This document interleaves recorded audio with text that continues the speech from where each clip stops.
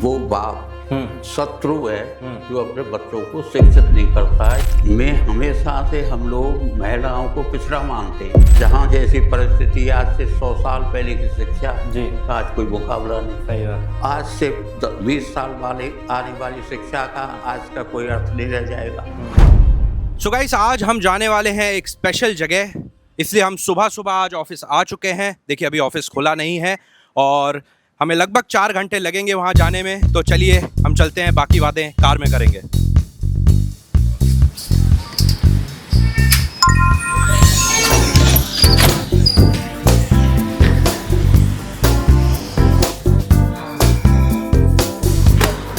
तो हमने सामान रख लिया है, अब हम रेडी हो चुके हैं जाने के लिए।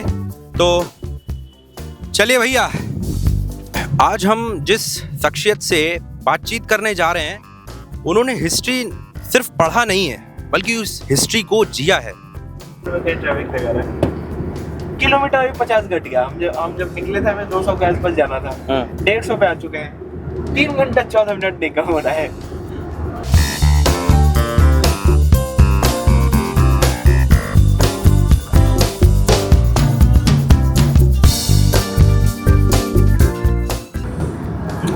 और कितना टाइम लगेगा प्रशांत?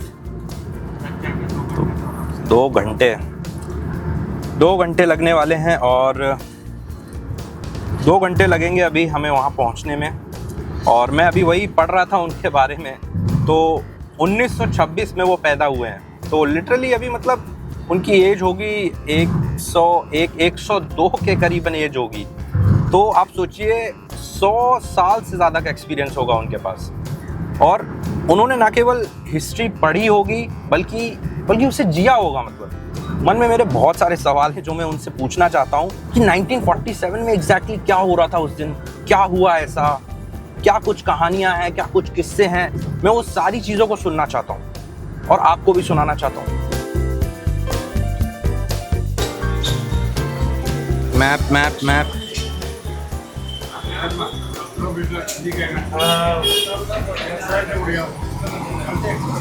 हाँ जी सर, बस आ ही गए, अभी 5 मिनट में आ ही रहे।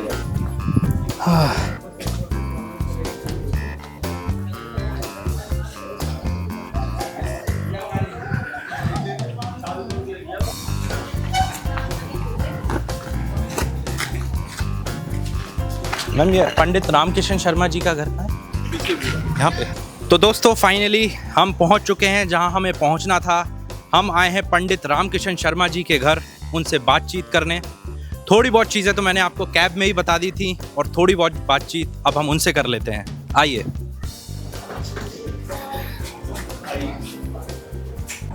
ये मैं वो दिखा देता हूँ ऑफिस। नमस्ते सर।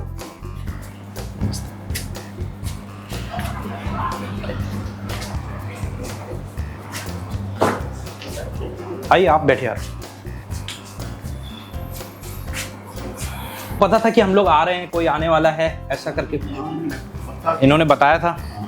ओके, हम तो बहुत एक्साइटेड थे जब से ऑफिस में पता चला कि हम जा रहे हैं बातचीत करने सर से। तो सभी लोग बहुत एक्साइटेड थे। और पहले चाय मंगा ले। हाँ, क्योंकि ब्रेक ले लें तो हाँ, जल्दी महेश नहीं है। तो सबसे पहले तो sir thank you so much, आपने हमें मौका दिया और आपने अपने कीमती समय से टाइम निकालकर हमारे इस पॉडकास्ट में आने का मैं धन्यवाद कहना चाहूँगा पूरी कॉलेज विद्या की टीम की ओर से। तो सर आपका जन्म 1926 में हुआ जी। तो आपने आज़ादी भी देखी, फिर आपने 2000s भी देखे, 2000 का जो दशक था वो देखा आपने। उसके बाद आपने अभी भी आपने पूरा दौर देख रहे हैं। तो क्या आपने एजुकेशन को लेकर क्या चेंजेस देखे? आपने अपनी पढ़ाई जब आपने स्टार्ट करी तब क्या चीज़ें थी, अभी जो आप देख रहे हैं चेंजेस वो क्या चेंजेस हैं? तो एजुकेशन के बारे में आप क्या कहना चाहेंगे? देखो, एजुकेशन के बारे में ये है कि पहले एजुकेशन नाम था जी, पर एजुकेशन थी नहीं। अच्छा, ऐसा क्यों? ऐसा होता था, मुझे देश की बात नहीं कह रहा हूँ, मैं भरतपुर की बात कर रहा हूँ जी, कि एक किताब होती थी जी, जो बाप ने पढ़ी वो बेटा ने भी पढ़ ली। जी यानी जी जैसे ऐसा जैसे आजकल बदलता रहता है ना कोर्स, जी यानी जैसे मेरे बड़े भाई ने जो किताब पढ़ी थी जी। उसके बाद मैंने भी वही पढ़ी, हाँ तो एक तरह से अक्षर ज्ञान था, कोई शिक्षा नहीं थी, जी। एक तरह की नई कोई जानकारी हो ऐसा कुछ नहीं था। हाँ तो पहला दौर तो शिक्षा का ये है कि एक किताब से दो किताबों से सारी जिंदगी में बाप बेटा पढ़ाई कर लेते थे, उसमें कोई खर्च नहीं था, हाँ। शिक्षा नहीं थी, बस निरक्षरता मिटाने का प्रयत्न था, नंबर एक। उसके बाद जो फर्स्ट फेज आया प्लानिंग का, जी उसमें हमें सरकारी सेवाओं की ज़रूरत पड़ी। सर फर्स्ट प्लान में मिक्स इकोनॉमी शुरू हुई देश में, और मिक्स इकोनॉमी का मतलब फिर ये हुआ कि सरकारी क्षेत्र में भी हमें सर्विस के लोग चाहिए और प्राइवेट क्षेत्र में चाहिए। अच्छा फिर उस समय ये तमाम जो टाइम था वो आर्ट्स की डिग्रियों का था, केवल आर्ट्स की डिग्री, हालांकि साइंस भी चल गया था, कॉमर्स भी आ गए थे, भूगोल भी थे, इतिहास भी थे, पर मुख्य धंधा लोगों का ध्यान जाने लग गया था आर्ट्स में, आर्ट्स की तरफ, और आर्ट्स में कॉमर्स और इनकी तरफ ध्यान जाने लग गया था। अब जहाँ तक हम पहुँचे, अब स्थिति है आर्ट्स कॉमर्स की तो जितनी ज़रूरत है सो है, पर अब से ज़्यादा सबसे बड़ी ज़रूरत है आर्टिफिशियल इंटेलिजेंस की बात को समझना, और उसके अनुसार ही अब हमें कोर्स तैयार करने पड़ेंगे, उसके अनुसार ही हमें अपने जीवन का सारे आचरण में परिवर्तन करना पड़ेगा। आज की स्थिति है, और आज जो स्थिति जिसकी हम कल्पना कर रहे हैं, मुझे ऐसा लगता है सन 50 तक इसकी भी जरूरत देगी, फिर एक और नई जरूरत पैदा होगी, नए रोजगार पैदा होंगे, और नए रोजगारों के लिए फिर नए शिक्षित होंगे, ये शिक्षा के ऊपर रहेगा। ओके। तो सर जैसा आपने बताया कि एक ही जनरेशन एक ही किताब से पढ़ती थी, दो जनरेशन, दो तीन जनरेशन एक किताब से पढ़ के, मैं भी अपनी दीदी की मेरी जो सिस्टर है उन्हीं की किताब से पढ़ के पास हो जाता था। तो ऐसा क्यों हो रहा था, मतलब क्यों इसको चेंज नहीं किया गया? क्या मैंने कही ना, उस समय खेती की सभ्यता थी, जी जी, तो खेती को उसकी ज़्यादा ज़रूरत नहीं थी। 10,000 वर्ष तक जो परिवर्तन नहीं हुए हैं ज़्यादा, 10,000 वर्ष खेती की सभ्यता रही है, 10,000 वर्ष जी। तो 10,000 वर्ष खेती की जो सभ्यता रही है उसमें पढ़ाई की कोई ज़रूरत नहीं थी जितनी होनी चाहिए उस काम के लिए। जैसे आज तो नए खाद, नई बीज, नई तकनीक की ज़रूरत पड़ गई, उस समय ऐसा कुछ नहीं था।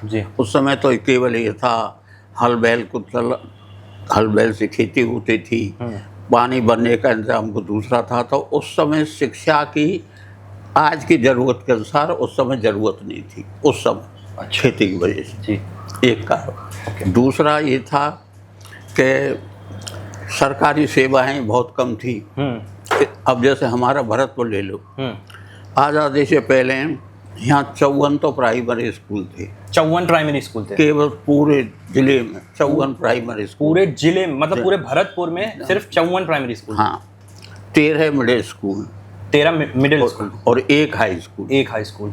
अब आज जितने थे ना हमारे मोहल्ला में इतने स्कूल खुले हुए, जैसे पूरे हर गली में स्कूल है, हर गली में स्कूल है। तो आज की ज़रूरत अब थी, उस समय की ज़रूरत ही नहीं थी। अच्छा जी। तो लोगों को क्या पता नहीं था एजुकेशन के बारे में, या वो पढ़ना ही नहीं चाह रहे थे? नहीं, पता भी नहीं था, और पढ़ने तो जब चाहते जब पढ़ाने वाले होते, पढ़ाने वाले तो नहीं थे ना उस समय। तो पढ़ाने वाले क्यों नहीं थे? वो उसकी ज़रूरत ही नहीं पड़ी, पैदा ही नहीं हुए। दूसरी स्कूलों में क्या होता था जी, सिंगल टीचर होता था, एक टीचर होता था केवल स्कूल, जो पूरे स्कूल को पढ़ाता, और पढ़ाई अलग जी। बस लड़के आके हाजिर थे, कोई सो रहा है, कोई जग रहा है, कोई सुन रहा है, कोई नहीं सुन रहा है, उसमें कोई पढ़ाई वढ़ाई का कोई मतलब नहीं था। बस खाली घर वाले तो ये इस बात से संतुष्ट थे कि हमारा लड़का स्कूल जाता है, और वो इसलिए संतुष्ट था कि हमारे साथ वालों से खेल कूद लेंगे। होता यहाँ तक था जी कि एक लड़का था सिकंदर जी, हमारे साथ था, वो 4-5 बार फेल हो गया, 4-5 बार जी। मुझे आज तक याद है जब पास हुआ तो रोने लग गया। क्यों? अरे मेरे साथ ही छूट जाएंगे, मतलब शिक्षा की हालत थी कि जो मेरे साथ वाले वो छूट जाएंगे। ऐसे ही एक एक्साइज में कमिश्नर थे जी, राजा की एडीसी थे, कमिश्नर थे। तो मैं जब एमएलए था तो वो मेरे पास आए, उन्होंने कही आज शाम को आपके हमारी दावत है। जी। मैं किस बात की? 100 सिंह उनका नाम था, 100 सिंह। अच्छा। वो पहले राजा के डीसी रहे, फिर एक्साइज में डिप्टी कमिश्नर हुए। तो एक वहाँ होटल था जयपुर में, उस समय कोई वही एक अकेला वो था रेस्टोरेंट जी। उसमें उन्होंने दावत बताई। जब हम पहुंच गए 20-25 आदमी, तो उन्होंने पूछे, मैंने कहा कप्तान साहब बताओ काय की दावत है? कि बताऊं कि मैं 5 जान, मुझे ठीक तो याद नहीं, उनने शायद ये कही कि मैं तो 4 बार में या 5 बार में पास हुआ हूँ और मेरा लड़का 3 बार में पास हो गया। पास में हो गया है 3 बार भैया की खुशी में दावत दी है मैंने। तो अब पढ़ाई का इस तरह हाल है। तो मतलब वहाँ पे लोग ये सोच रहे थे कि कितने कम बार फेल होके मैं पास हो जाऊं, उस चीज को अच्छा ना ज़्यादातर जनरेशन सुधर रही है। बहुत सी चीज सोचे किसी तरह यही हमारा चलता रहे। अच्छा। हमारे साथ ही रहेंगे, यही रहेंगे, बिल्कुल आमतौर पर, हर एक नहीं। कुछ लोगों में से कुछ धारणा तो आप कैसे सर्कल में रहते? आपके दोस्त क्या करते थे उस समय? नहीं, हमारे बस इसी तरह की थी, आपके दोस्त? पर हमारी थोड़ी जाति की वजह से थोड़ी चेतना ज़्यादा थी। जैसे मैंने कही ना, हर बाप अपने संतान को नहीं पढ़ाएगा तो एक तरह शत्रु है उसका। अच्छा। तो इस भावना से हमारे घर वालों ने पढ़ाई शुरू कराई थी। बाकी जब मेरे भाई ने पहले मिडिल पास किया था, ग्रामीण क्षेत्र में तो सारी पूरी तहसील में कोई मिडिल ही नहीं था, ग्रामीण क्षेत्र। अच्छा। इतनी बुरी हालत थी। सर, जैसे हर दशक में कुछ ना कुछ चेंजेस आए एजुकेशन को लेके। हाँ। बहुत सारी कमीशंस आई, जी। जैसे आई थिंक क्या नाम है, कोठारी कमीशन कमीशन आई, राधा, पर उनमें कोई राधा कृष्ण उनमें कोई मतलब की बात नहीं थी। हम तो केवल ये है 3 साल को 4 साल कर दो, 2 साल थे 3 साल कर दो। असल में इसमें बेसिक परिवर्तन नहीं था। क्यों, कैसा मतलब? इस पे और समझाइए आप। बस केवल ये था कमिश्नरों की रिपोर्ट में जी। कि जैसे 3 साल के बजाय किसी को 2 साल कर दो, किसी को 3 साल कर दो, इस तरह का था। असल में परिवर्तन की जरूरत समय के अनुसार होती है। जी। जैसे अब अगर आज से 20 साल पहले हम साइंटिफिक शिक्षा पर ज़्यादा जोर देते, साइंस पर, विज्ञान पर, तो आज उसका ज़्यादा अच्छा रिजल्ट होता। उस समय शुरू हो गया था, पर इतना जोर नहीं था। केवल जोर ये था BA कर जाएंगे, क्लर्क बन जाएंगे, BA कर जाएंगे, बस इस पर जोर था। अगर वैज्ञानिक शिक्षा, कॉमर्शियल की शिक्षा, इस पर सब जोर देते तो आज उस देश के लिए ज़्यादा अच्छा होता। तो जैसा आपने बताया कि जो जितने भी कमीशंस आए, इसमें सिर्फ वो टाइम बढ़ाते थे, घटाते थे, टाइम बढ़ाते थे, कोई बेसिक परिवर्तन नहीं था। अच्छा। जैसे देश का अब जैसे आज भी परिवर्तन जो हो रहे हैं, अभी NEP है आया? नहीं, मैंने पूरा स्टेज नहीं किया है। अच्छा। लेकिन मैं इसलिए नहीं कर रहा हूँ कि बहस किस बात पर हो रही है। अकबर महान था कि महाराणा प्रताप? अच्छा। अब इन मुद्दों पे ना तो कोई रोजगार पर असर पड़ने वाला है, ना इस पर। अब इतिहास ये जरूर है, इतिहास पक्षपात रहता नहीं हुआ है कभी दुनिया में। कहते हैं इतिहास पक्षपात तो बिल्कुल होता ही है। लेकिन आज अगर महाराणा प्रताप महान थे या अकबर महान थे, इससे हमारे जीवन पर क्या असर पड़ रहा है? हाँ, असर पड़ रहा है तो ये है कि गौरवशाली जिनका जो काम अच्छा है, तो 2 व्यक्तियों की पूरी तुलना कभी नहीं होती है। किसी में कोई गुण, उस समय के अनुसार महाराणा प्रताप में जो गुण था वो बहुत बड़ा गुण था जी। उसकी प्रशंसा की जानी चाहिए। अकबर ने भी उस समय राज विस्तार की लड़ाई थी, वो धर्म की लड़ाई नहीं थी, राज विस्तार की लड़ाई थी जी। उसमें उनने भी अगर कोई अच्छा काम किया, जैसे लैंड रिफॉर्म पे काम हुआ, उस समय रेवेन्यू पे काम हुआ है, अच्छा काम हुआ है, तो किसी एक घटना से किसी को महान बता देना और दूसरे को उसकी निंदा करना ठीक नहीं है। संपूर्ण जीवन को अध्ययन करके फैसला करना चाहिए कौन का काम ऐतिहासिक है। ओके। इतनी सारी पॉलिटिकल पार्टीज आई, बहुत सारे लीडर्स आए, बट क्या कोई आपके सामने, आप तो बहुत सारे लीडर से मिले हुए हैं, तो कोई है जो किसी ने ऐसा कुछ किया हो एजुकेशन को लेके कि बढ़ावा दिया उसने, तब कुछ इम्पैक्ट आया उस चीज़ का? देखिए, जिनने शुरुआत करनी थी जी, उनके टाइम में तो साक्षरता बड़ा मुद्दा था। अच्छा। केवल साक्षरता। अच्छा। यही बहुत बड़ी बात थी कि जैसे हमारा एक नारा था आज़ादी के बाद, दवाई और शिक्षा मुफ्त होनी चाहिए। हाँ। अभी शुरू बात थी। अच्छा। तो उनके सामने आज की कल्पना नहीं थी। उस समय पहले अपने उस स्ट्रक्चर को इस तरह बनाना था जिससे लोग साक्षर हो जाएं। अच्छा। उस समय ऐसी बात नहीं थी, लेकिन फिर भी जवाहरलाल जी ने जो ये इंस्टीट्यूशन खड़े किए साइंस वगैरह के, उन्होंने शुरुआत भी अच्छी की थी, उसका कोई इनकार नहीं कर सकते। ये IIT वगैरह जो सारे संगठनों ने खड़े किए, ये अच्छी शुरुआत थी और उसको अब और तेज़ी से उस पर काम भी हो रहा है, होना भी चाहिए।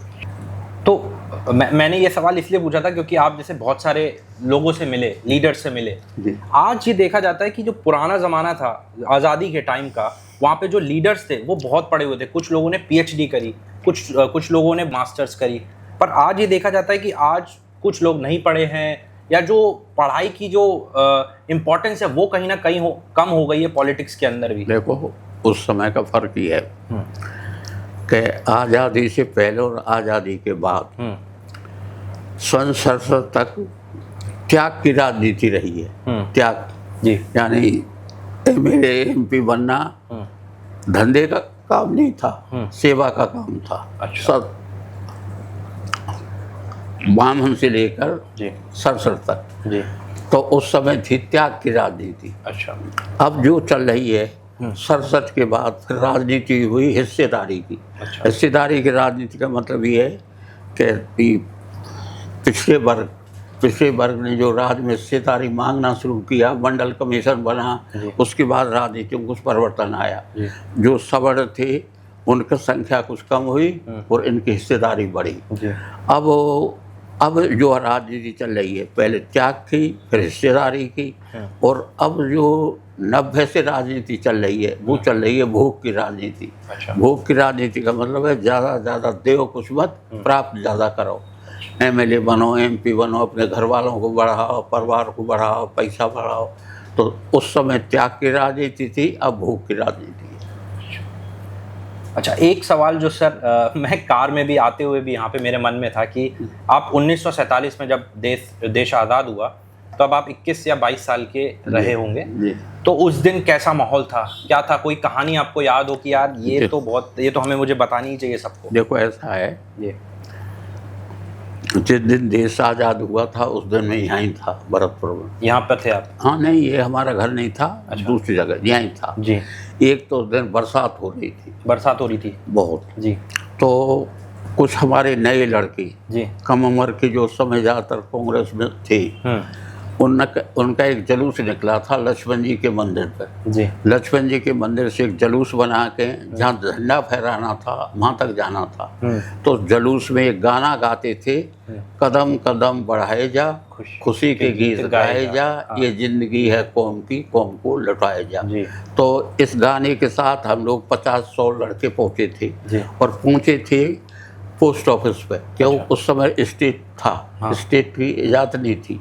पोस्ट होता था सेंटर का, सेंटर के पोस्ट पर पहुंचे थे। बहुत बरसात हुई थी, लेकिन उस समय खुशी और रंज दोनों थे। क्या सर जी, तो आप जयप्रकाश जी से मिले हैं, देखो ऐसा है, उनके बारे में बताइए और उनका क्या, क्योंकि हमने बहुत सुना है कि वो एजुकेशन को लेके ना बहुत आगे रहते थे, तो क्या उनका विजन? देखो ऐसा है, जहाँ तक शिक्षा की बात है उसमें एक मुद्दा उनका ये था, अंग्रेजी हटाओ।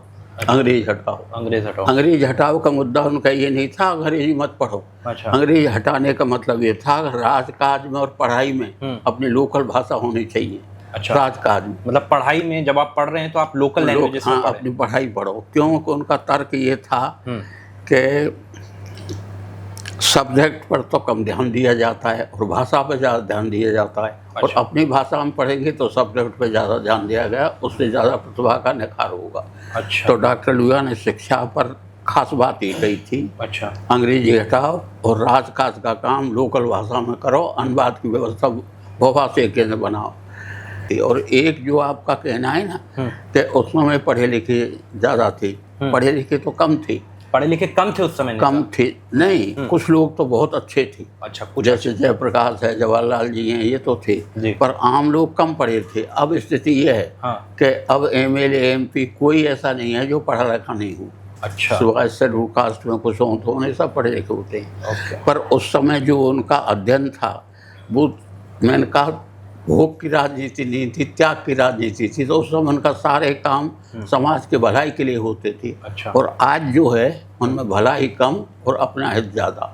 जी ओके, तो अभी आपने इतनी बात करी, तो अगर समझ लीजिए अभी मेरे दिमाग में एक चीज़ आ रही है कि आपको एजुकेशन मिनिस्टर बना दिया जाता, तो आप क्या क्या चीज़ें करते? आपने सारी चीज़ों को देखा है देखो, इंडिपेंडेंस से अब तक। मैं इस बारे में ज़्यादा इसलिए नहीं कहूँगा जी। कि मेरा कोई बहुत बड़ा अध्ययन नहीं है इस मामले पर। इतना मैं ज़रूर कहूँगा जी। कि एक तो ये जो विवाद होता है ये महान इस पर ज़्यादा ध्यान नहीं देंगे। मेरा जो सादा ध्यान होगा एक तो वर्तमान शिक्षा प्रणाली पर, और एक 10-15 साल बाद जो परिवर्तन होंगे उसे आधार बनाकर हम कोशिश करेंगे कि आज की पढ़ाई और आज की जो उपयोगिता है वो 20 साल बाद नहीं रहेगी। हाँ। तो उसकी तैयारी कर। ओके, मतलब आप अभी से आगे के लिए प्रिपेयर होना चाहते हैं पहले ही। हाँ, तो ये आप रिफॉर्म लाते हैं। जी। इंडिपेंडेंस जब हमारा देश आज़ाद हुआ उस समय हमारा जो लिटरेसी रेट था वो 12% था और अभी 80 के आसपास है। तो इस पर आप क्या कहना चाहते हैं? क्या रिफॉर्म्स आए, क्या किया, क्या नहीं किया गया? ये लाभदायक है और कोशिश ये होनी चाहिए 100% हो। अभी तो 80% है जी। 100% लिटरेसी हो। डिग्री की बात नहीं कह रहा हूँ, अभी तो मैं लिटरेसी की बात कर रहा हूँ जी। और अंत में स्थिति ये होनी चाहिए कि जो लिटरेसी है इसमें ज़्यादा से ज़्यादा डिप्लोमा हो, कोर्स के डिप्लोमा, रोजगार वाले डिप्लोमा हो, डिग्री नहीं। हमें ऐसे चाहिए जैसे 2 साल का कोई डिप्लोमा ऐसा हो जिससे पढ़ाई के साथ साथ उसे रोजगार मिल सके। 3 साल का कोई डिप्लोमा ऐसा हो जिससे पढ़ाई के साथ रोजगार मिल सके। तो अगर हमें मौका मिलेगा तो हम पढ़ाई के साथ रोजगार को शिक्षा से जोड़ेंगे। ऑनलाइन में जैसे आपने बताया ना कि पढ़ाई भी कर रहा है और स्किल्स भी ले रहा है, वो रोजगार के लिए भी काम कर रहा है। हाँ। तो ऑनलाइन में क्या होता है कि वो साथ में काम भी कर रहा है अपना, पढ़ाई भी कर रहा है अपना, तो वो साथ में स्किल्स भी बिल्ड कर पा रहा है और फिर वो काम भी कर पा रहा है साथ में। तो आप ऑनलाइन एजुकेशन के बारे में भी कुछ कहना चाहेंगे? नहीं, अब बिल्कुल सही है, ये बिल्कुल सही दिशा है, लेकिन अभी सीमित काम शुरू हुआ है। अच्छा। हम चाहते हैं कि 100% पढ़ाई के साथ रोजगार। तो आपको क्या लगता है 100% हम कब तक पहुंच जाएंगे? मेरी राय में मुझे ऐसा लगता है 8-10 साल में 8-10 हम जरूर पहुंच जाएंगे। हाँ, क्योंकि ये जो आंदोलन हो रहे हैं ना नौजवानों की, ये कंपेल करेंगे रोजगार वाली बात पर। अब रोजगार कैसे हो, कौन सा रोजगार हो, कैसे हो, अब ये सारा जो फोकस होगा इन दिनों में राजनीतिक दलों का वो केवल रोजगार पर ज़्यादा होगा, दूसरी चीज पीछे चली जाएगी। लिटरेसी रेट जो आज हमारा 80% के आसपास है, इसमें हमें 80 साल लग गए। हाँ, वो तो है ही, बहुत लगे। मैंने कही ना, पहले पढ़ाई का ध्यान ही नहीं था, ज़रूरत ही नहीं थी। खेती थी अधिकांश और खेती में शरीर की ताकत चाहिए। यहाँ डिग्री वाले कम थे, पहलवान ज़्यादा होते थे गाँव में कोई ये नहीं कहता कि पढ़े, अरे एक गांव में एक पहलवान तो होना चाहिए। तो उस समय की ज़रूरत और थी, आज की ज़रूरत और। इन 10-12 सालों में एक परिवर्तन और हुआ है। अब पहले बच्चे पढ़ते थे कॉलेज में तो पढ़ाई कम, झगड़े ज़्यादा करते थे, जाट गुजर की लड़ाई, फला की लड़ाई। अब एक नया परिवर्तन हुआ है कि हर बच्चा, हर माँ बाप अपनी ज़मीन बेच रहे हैं, गिरवी रख रहे हैं, पर अपने बच्चों को पढ़ा रहे हैं। एक अच्छा संकेत है। तो अब जो पिछली देर लगी थी, अब उतनी जल्दी उतनी देर नहीं लगेगी, अब तेज़ी से बढ़ेंगे आगे। अब 80, अब जो हम पहुँचे हैं ना, वो पहुँचे हैं 60-70 साल में, और अब 2-3 साल के भीतर ही हम बहुत आगे बढ़ जाएंगे। अब पढ़ाई का ट्रेंड बढ़ रहा है। और सर, गांव की पढ़ाई में, गांव की शिक्षा में और शहर की शिक्षा में आपने क्या अंतर देखा? देखिए, अभी तक गांवों में ये जो कोर्स चल रहे हैं, ये तो कॉमर्स वगैरह सब जगह चालू हो गए। कॉमर्स भी है, साइंस भी है, आयुर्वेद है, हेल्थ है, सब पर चल रहे हैं। पर चूँकि गांवों में आज भी ज़्यादातर लोगों पर कम ज़मीन है, बहुत कम ज़मीन। हाँ। और कम ज़मीन होने के बाद उनके पास ज़्यादा साधन नहीं है। तो वहाँ जो पढ़ाई होती है वो केवल वहाँ जो स्कूल के टीचर होते हैं वही पढ़ा देते हैं। शहरों में थोड़ी फर्क ही है कि यहाँ ट्यूशन वगैरह के इंतजाम है, तो यहाँ थोड़े लोग ज़्यादा अच्छे निकलते हैं, अच्छे होशियार निकलते हैं। नहीं तो अब बात सर गाँवों में बिना वाकई अच्छे निकल जाते हैं, पर वो बहुत कम। और शहरों में कोचिंग की वजह से नहीं ज़्यादा अच्छे रिजल्ट आ रहे हैं। अच्छा सर, और आपने बताया कि पूरे गांव में अगर कोई स्कूल है तो उसमें सिर्फ एक टीचर पढ़ा रहा है पूरा प्राइमरी स्कूल में एक टीचर होता था, एक। तो ज्यादा टीचर्स क्यों नहीं गए, या मतलब क्या था, वजह क्या रही इसकी? बजट मैंने पता ही, बजट ही नहीं था। बजट ही अब जैसे हमारा भरतपुर था, उसमें आमदनी क्या थी, लैंड रेवेन्यू, एक आबकारी, एक खान और एक और, 4 आमदनी इतनी कम थी कि जो थोड़े से कर्मचारी थे उनकी तनख्वाह मुश्किल से पूरी होती, स्टेट पर कर्ज हो जाते थे, आमदनी थी। अब आमदनी बहुत है, जीएसटी लगने की वजह से अब सरकारों के पास हर चीज़ पर टैक्स लग गया, इसलिए अब हमारे पास आमदनी बढ़ गई। तो अब एक जो पहले जैसे प्राइमरी स्कूल में एक टीचर होते थे, वहाँ 2 रहने लग गए। और दूसरे फर्क और है कि अब प्राइवेट स्कूल खुलने की वजह से बहुत से जगह तो पढ़ने वाले बच्चे ही नहीं हैं। अच्छा, हाँ, अब जब नहीं है तो फिर टीचर काय के लिए रखेंगे? किसी के स्कूल में 10 बच्चा, किसी, यानी अब नया और हो रहा है जो प्राइवेट शिक्षा शुरू हुई है ना, ज़्यादातर अपने बच्चों को लोग प्राइवेट स्कूलों में पढ़ाते हैं ज़्यादातर। तो छात्र संख्या ही नहीं है, इसलिए टीचर तो रख के करेंगे क्या? तो आज के युवा को क्या कहना चाहेंगे आपकी पढ़ाई के बारे में? कुछ देखो, मेरा कहना ये युवाओं को, एक तो धीरज रखें और मेहनत करें। मेहनत का मेरा मतलब है जहाँ जिस काम में लग रहा है शिखर पर पहुँचने की कोशिश करो, शिखर पर। और धीरज इसलिए रखो कि फला आदमी आगे निकल गया, मैं नहीं निकल रहा, ये मत करो। असफलता जो होती है वो खुद सफलता का रास्ता निकाल देती है। एक बार मानो हम असफल होंगे तो दूसरी बार सफल होंगे। तो धीरज और मेहनत, ये 2 आज के युवाओं का धर्म है, राष्ट्रीय धर्म है, इसका पालन करना चाहिए। सर, एक आपने कहा कि कई जगहों पे शहरों में कोचिंग में जाते हैं बच्चे। कोचिंग में इसलिए जाते हैं क्योंकि सरकारी स्कूल कॉलेजों की क्वालिटी बहुत खराब, हाँ, अच्छी नहीं है, दिन पर दिन तो और खराब होते जा रही है। नहीं, यहाँ पे बहुत शोषण बहुत हो रहा है, इतना महंगी हुई शिक्षा, ये तो सरकार को संभालना चाहिए अपने। अब कुछ थोड़ा ध्यान भी दे रहे हैं, अब सरकारी स्कूल की आराम से हालत तो अब थोड़ा सुधार भी हो रहा है, अब ध्यान दिया जा रहा है।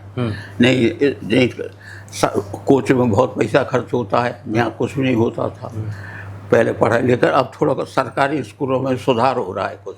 अब इंजीनियर्स बेरोजगार हो रहे हैं, अभी हर एक जगह पे बेरोजगारी बढ़ती जा रही है। हाँ। लोग कह रहे हैं, जो कंपनीज हैं वो कह रही हैं कि ये काम करने वाले नहीं मिल रहे, और यहाँ पे बच्चे कह रहे हैं कि हमें रोजगार नहीं मिल रहा। तो एक्चुअल दिक्कत कहाँ पे आ रही है? देखो, ये बहाना है, ये सही बात है, कंपनियों को जिस तरह के स्टाफ की जरूरत होती है अभी नहीं मिल रहे हैं। हाँ। लेकिन इसका मतलब ये नहीं है, जब हमारे पास दक्षता के लिए स्कूल खोले जा रहे हैं जी, और तरह तरह ट्रेनिंग दी जा रही हैं, तो कंपनी तो केवल ये बहाना इसलिए करती हैं कि मशीन से एक तो खर्च कम आता है, उत्पादन ज़्यादा बढ़ता है, तीसरी बात ये यूनियन वगैरह ख़त्म, तो इसलिए कंपनियों का तो बड़ा बहाना है। बाकी नहीं मिल रहे हैं ऐसा मैं नहीं कह सकता। अच्छा। क्यों, बहुत पढ़ रहे हैं। ठीक है सर, जैसे अभी हम राजस्थान में बैठे हैं, हाँ जी, राजस्थान की एजुकेशन के बारे में, कि राजस्थान की एजुकेशन को तो आपने एकदम बहुत करीब से ऑब्जर्व किया है। नहीं, मैं यही कह रहा हूँ जी कि अब राजस्थान हो, उत्तरी भारत हो, देश कहीं भी हो, हाँ, अब तकनीकी शिक्षा का युग है। तकनीकी शिक्षा और पेशेवर शिक्षा, हाँ। पेशेवर तकनीकी शिक्षा की जरूरत है। इसमें अब राजस्थान, जैसे कोटा है, कोटा में अब सारे उत्तरी भारत के बच्चे पढ़ने आते हैं। एक शहर है, हाँ, एक हब बन गया, पूरा हब बन गया। इसी तरह अब जो सीकर है राजस्थान में, हाँ, वो हब बन रहा है। अच्छा, तो एजुकेशन के, हालांकि ये पिछड़े जिले हैं, पिछड़े, लेकिन अब शिक्षा में बहुत आगे जा रहे हैं। अच्छा, बहुत लोग अब पहले आपने बताया कि करियर्स ही नहीं थे, मतलब कंफ्यूजन ही नहीं था वहाँ पे पहले। अब इतने सारे करियर्स हैं, इतनी सारी चीजें, कंफ्यूजन बहुत ज़्यादा। तो अब उससे कैसे युवा को कैसे समझ में आया क्या उसके लिए सही है? अब मैं इसे कहता हूँ ज्ञान का आतंक। ज्ञान का आतंक कैसे? ये नहीं, अब इतना ज्ञान है कि मनुष्य कितनी कोशिश कर ले इस सब को ग्रहण नहीं कर सकता। अच्छा, तो इसमें केवल यही है जी कि आज के समय जो उपयोगी ज्ञान है वही हमें प्राप्त करना चाहिए। बाकी इतना ज्ञान है कि उसे आप उसे समझ ही नहीं सकते। जी पुराने इनको मिला मिलूक और आज के ज्ञान को इसकी कोई सीमा नहीं है। तो मैं तो इसे ज्ञान का आतंक कह रहा हूँ, ज्ञान के आतंक का ही हो गए। अच्छा ठीक है, नाम अच्छा दिया जरा, ज्ञान का आतंक। हाँ। सर ने बताया कि आपने 11वीं तक की पढ़ाई करी है। हैं जी? आपने 11वीं तक की पढ़ाई करी है। हाँ जी।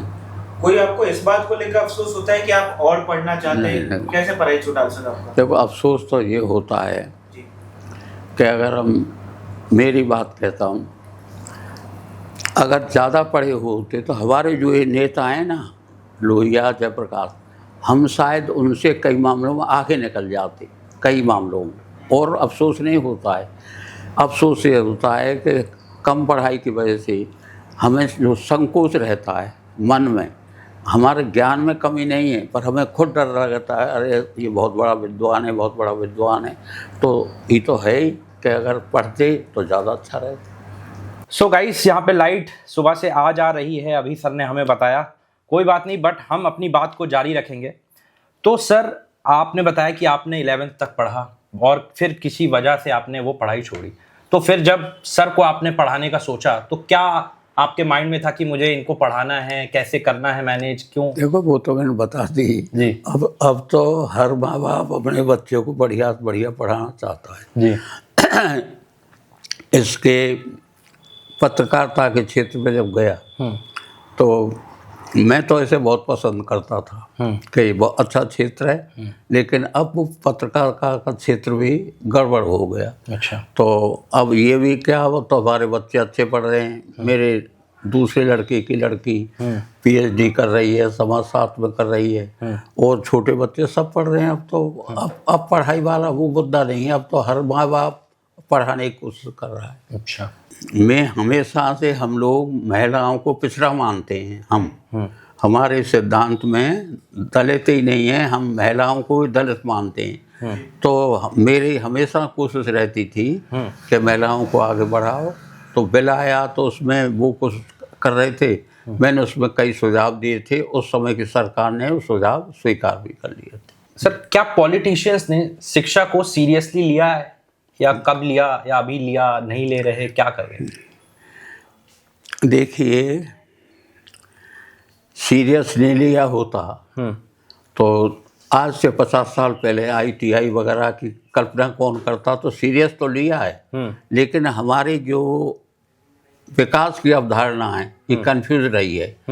कभी हमने सोचा है समाजवादी पैटर्न ठीक है, कभी हमने सोचा है पूंजीवादी पैटर्न ठीक है। इसकी वजह से हम जितने रिजल्ट ला नहीं पाए। बाकी शुरू में शिक्षा पे तो जोर दिया ही है, वैज्ञानिक शिक्षा शुरू की है, बड़े संगठन खड़े किए हैं, कंप्यूटर वगैरह पे। मतलब ऐसा नहीं है शिक्षा पे कोई इग्नोर नहीं किया हो, लेकिन हाँ इतना जरूर है, जितना करना चाहिए था उतना नहीं हुआ। नहीं तो मैं सर आपको धन्यवाद देना चाहूँगा पूरी कॉलेज विद्या की तरफ से कि आपने अपना कीमती समय निकाला और ये समय दिया, हमें यहाँ अपने घर पे बुलाया आपने। तो ये बहुत बड़ी बात है हमारे लिए, और thank you so much sir. बहुत बहुत। सो गाइस, कैसी लगी आपको ये कॉन्वर्सेशन? मुझे तो बहुत मज़ा आया, ये मेरे लिए लाइफ टाइम का एक एक्सपीरियंस था। कमेंट्स में बताइए कि आपने क्या लर्निंग ली इस वीडियो से, और आप सभी को हैप्पी इंडिपेंडेंस डे।